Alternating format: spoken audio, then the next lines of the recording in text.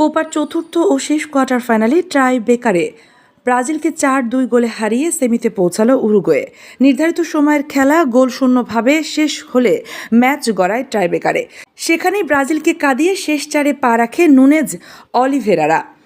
অনেকটা ঢিলেঢালা শুরু হয় দু দলের সেমিতে ওঠার লড়াই। আক্রমণ পাল্টা আক্রমণের ম্যাচে গোল পাচ্ছিল না কোনো দল। লাস ভেগাসের শুরুতে গুছিয়ে নিতে কিছুটা সময় নেয় দুদল। ধীরে ধীরে বাড়তে থাকে আক্রমণের ধার। হঠাৎ করে ব্রাজিলের উপর চড়াও হয় উরুগুয়ে। সেলেসাওদের রক্ষণকে চেপে ধরে তারা 3টি কর্নার আদায় করে নিলেও গোল পাননি নুনেজ অলিভেরারা। ম্যাচের 28 মিনিটে বড় একটি সুযোগ তৈরি করেও ব্যর্থ ব্রাজিল। তবে 33 মিনিটে বড় ধাক্কা খায় উরুগুয়ে। ইনজুরির কারণে মাঠে থেকে উঠে যেতে হয় ডিফেন্ডার রোনাল্ড আরুহুয়াকে। বার্সা তারকার বদলি হিসাবে নামানো হয় জোসে গিমেনেজকে। চলছে দ্বিতীয়ার্ধের অতিরিক্ত সময়ের খেলা। এই অর্থে কোনো গোল না হলে টাইব্রেকারে নির্ধারিত হবে কোয়ার্টার ফাইনালের ভাগ্য। দ্বিতীয়ার্ধের শুরুর দিকে আক্রমণে এগিয়েছিল উরুগুয়ে। 53 মিনিটেই 2বার গোল চেষ্টা চালায় তারা। প্রথমটি রুখে দেন ব্রাজিলের ডিফেন্ডাররা, পরেরটি চলে যায় গোলবারের বাইরে দিয়ে।